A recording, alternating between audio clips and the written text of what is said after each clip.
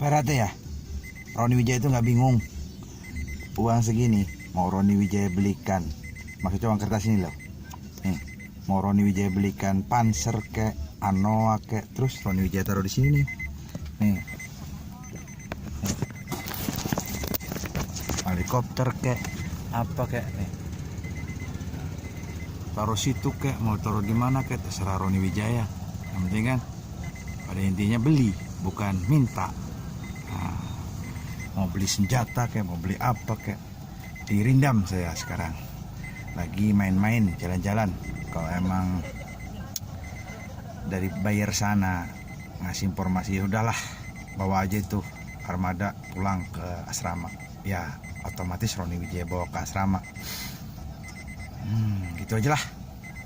Pada intinya dolar tuh laku, nggak ada yang nggak laku dolar tuh. Nih semua nih.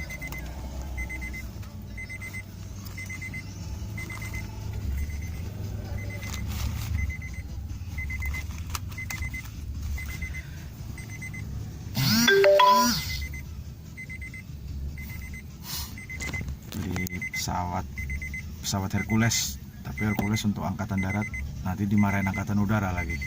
Ya udahlah, santai aja. Yang penting relax dengan situasi yang ada.